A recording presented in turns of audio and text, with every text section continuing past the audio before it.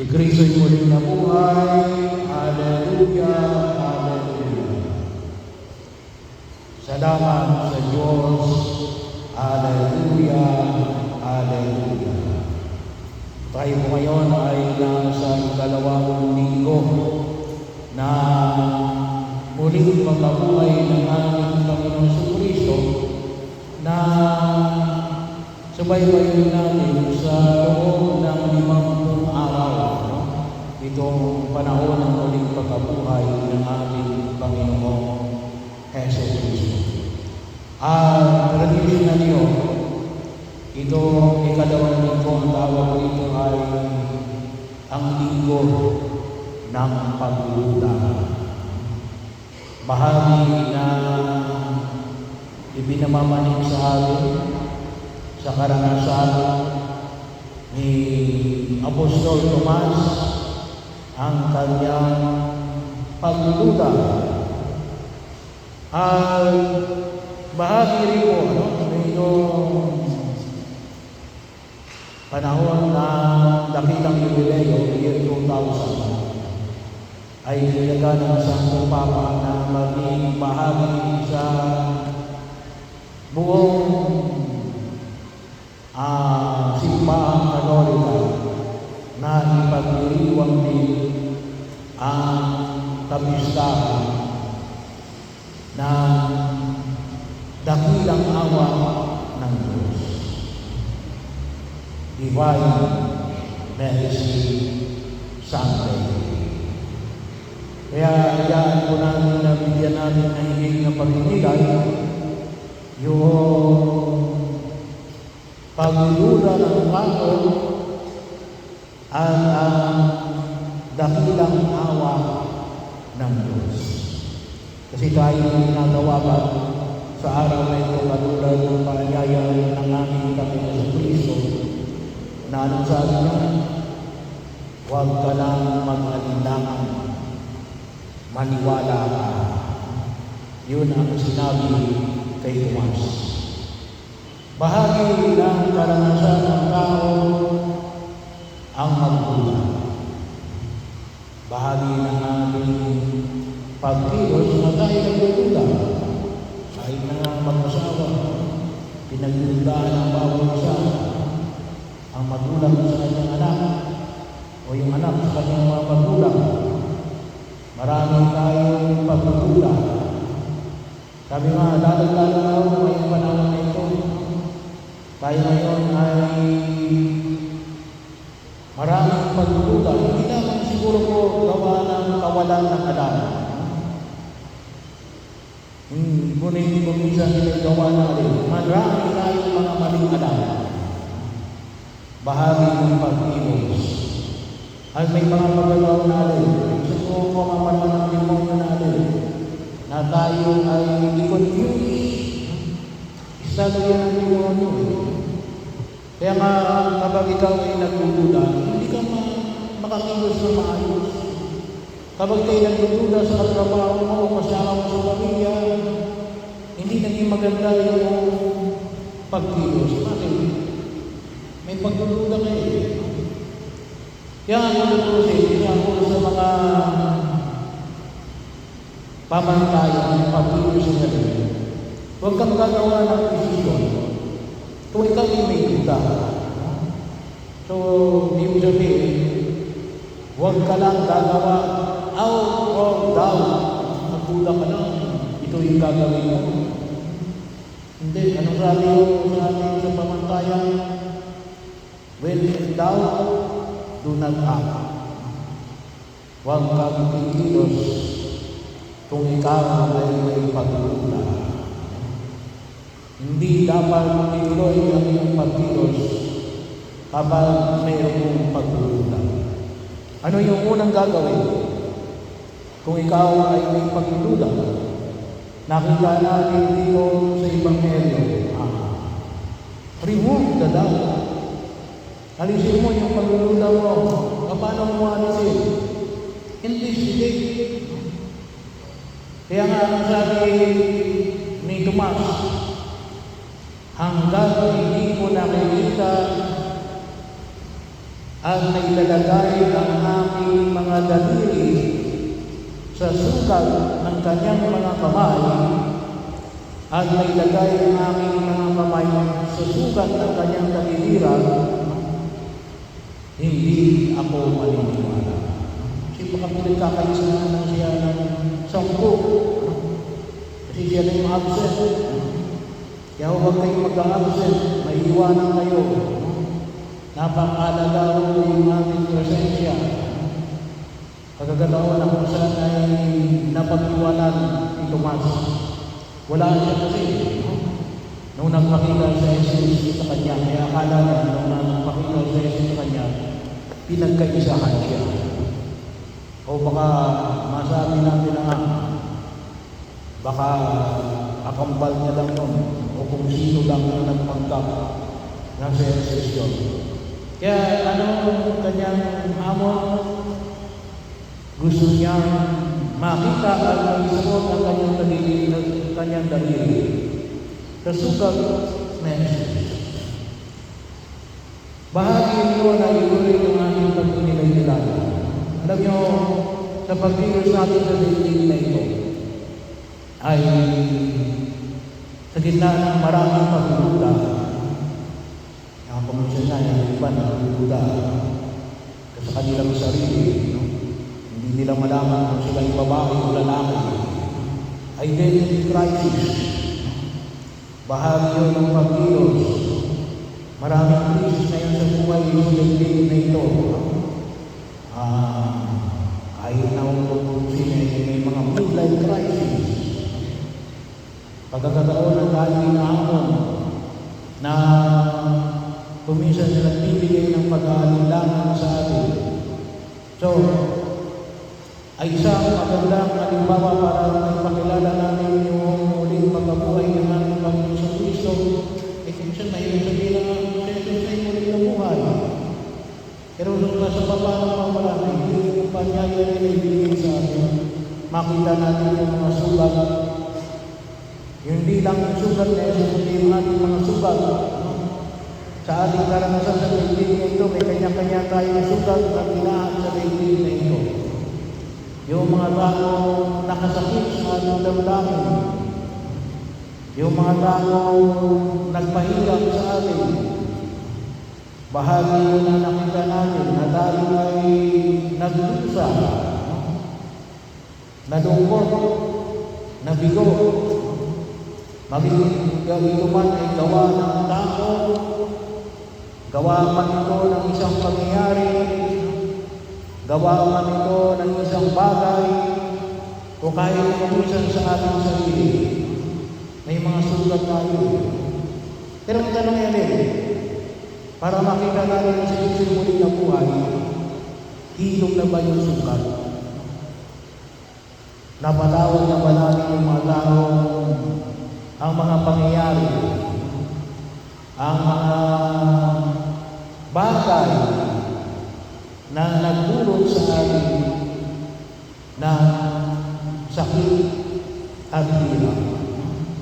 So bahagi yun. Kasi kahit na kumisan hilong na yung sugat, pero may nararamdaman pa rin tayo sakit. Kung halimbawa nakasalubong mo yung taong nagwalang niya sa iyo, at kung mayroon yung daigdig mo, hindi mo pa napatawag yan. Hindi ba muli na buhay si Jesus? Patay mo si Jesus sa bahagi niya kasi bakit? Ay humahapli pa. Yung sugat na gawa niya, maaaring itetlag ka na ngayon. Pero may sakit ka pa rin nararamdaman. Dapat wala nang sakit. Makasalubong mo man yan, maalala mo man yan, makita mo man yung anino niyan, o mabanggit yung pangalan niya, dapat wala ka lang akit na nararamdaman sa puso. Or else, hindi pa muling nabuhay sa Jesus. Kaya ano yung pamamaraan para wala ang mga sakit na nararanasan natin? makita natin saan. Higit sa lahat na katulad ng pinahayag sa atin sa Ebanghelyo natin. Bagamat ito ibigay niya para sa kanyang mga lagad sa sakramento ng kumpisa, ang sino mang marunong patawarin ay patatawarin na, at ang sino mang hindi mo patawarin ay hindi ka pinatawad. Ito ibigay na Jesus sa kanyang mga lagad para sa kapatawaran ng mga kasalanan. Pero ito rin ay bahagi ng alin. Para mawala ang nararamdaman natin sakit ng mga sugat na naging bahagi ng ating buhay ay alin? Magpatawad tayo. Yun ang napakahalaga. Magpatawad tayo sa tao na kagawa ng ating kasalanan. Magpatawad tayo doon sa mga tao, mga pangyayari na naging bahagi ng ating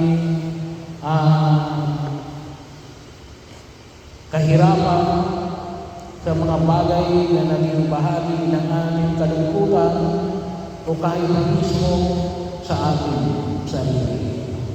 Nawa ay mapatawad natin yung aming sarili. At yun ay magagawa lamang natin sa dakilang awa ng Diyos. Kung ang pagbabasihan natin ang kapangyarihan ng tao, wala tayong kapangyarihan na mapatawad at makapagbigay ng pagpapatawad. Bakit? Kasi ang tao yan ang gusto yan makapantay, makabawi. Yun ang gusto ng tao, makaisa rin. Inisahan mo ako, inisahan din ka. Yun ang pagkilos ng tao Pero ang pagkilos ng Diyos yan magpatawad. Kaya po kung halimbawa, kayo ay mga nambabago pa sa mga hirap na dinanas ninyo, hindi mahuling nabuhay si Kristo. Bahagi yun ng pagkilos. Kung gusto nyo makaiganti sa mga ginawa sa inyong kawalang-yaan, hindi pa buhay ang ating Panginoon sa Kristo. Do not worry. Just will take its own course. No? Ang katarungan ay hihingi sang-ayon sa pamantayan ng Diyos. Huwag yun ang habulin. Ang sa inyo, magpatawad. Kaya nga anong sabi na Jesus, sumainyo ang kapayapaan. Kaya kung minsan tayo walang kapayapaan. 3 beses sa binanggit na Jesus, ang mga salitang sumainyo ang kapayapaan. Yun ay na makakamit lamang natin kapag ilong na ang sukat na dulot ng tao, ng pangyayari, ng mga bagay na naging bahagi ng ating buhay. At yun ay nawa sa pamagitan ng sa lahat ng dakilang awa ng Diyos. Kaya nga hayaan natin na yung sinag ng dugo at ng liwanag. Alam niyo yung image ng divine mercy. 2 rays. Kulay pula. Ano yun? Yung pagdanak ng dugo na Jesus. Ano yung isa? Puti. Bakit? Tubig. No? Tubig yung dumanap na doon sa puso na Jesus. Sabi nga, bakit may tubig? Isa kong paliwanag yan ng mga eksperto sa medisina yan. Ang tapos. Kaya kung minsan, nakita niyo bang sa Jesus ay o yung ating mananampalataya ay sinisi natin ng mga Hudyo? Bakit sino bang pumatay kay Jesus? Hindi ang mga Hudyo, no? Hindi ang mga Pariseo, hindi ang mga Romano. Walang pwedeng pumatay sa Diyos. Diyos yan. No? Pero bakit namatay si Jesus? Sapagkat iniligay niya ang kanyang sarili. Para nang sa ganon, tayo ay matubos sa ating kasalanan. At nawa ang kanyang dugo at tubig na nanggaling sa kanyang puso ay dumaloy sa atin upang higit natin pakinabangan ang kanyang walang hanggang awa at pagpapatawad na siya'y panggagalingan natin para makapagpapatawad sa iba. At yun ang kahit na makita natin yung teklat na nangyari sa ating buhay, wala nang tayo maramdaman na sakit. Naalala ko tuloy yung sabi ni isang writer, British writer na si Henry Noble. Sabi niya scarred people are beautiful people. Yung mga tao daw na puno ng pekla, yung sabi nahilo na yung sugat. Ito ang mga tao magaganda. Bakit? Hindi na sila nagpapadala sa sakit at ulo ng mga sugat na naging bahagi ng kanilang buhay. So itulong natin sa mga ng pumuli kapatid sa araw na ito. Nawa maramdaman namin ang kanyang walang hanggang awa na siya magbibigay ng lakas sa atin upang ilumin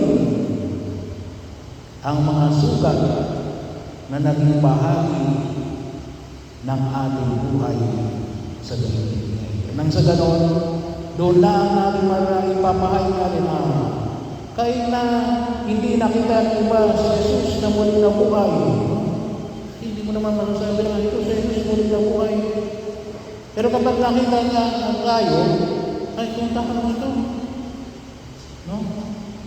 Ay handa magpatawad. Wala, hindi naghihiganti. No? Ay bahagi natin, tama yung sinabi niya Jesus. Itong tao na ito dinadaluyan ng dugo na dumanang mula kay Jesus. Kaya nagagawa niya ang mga bagay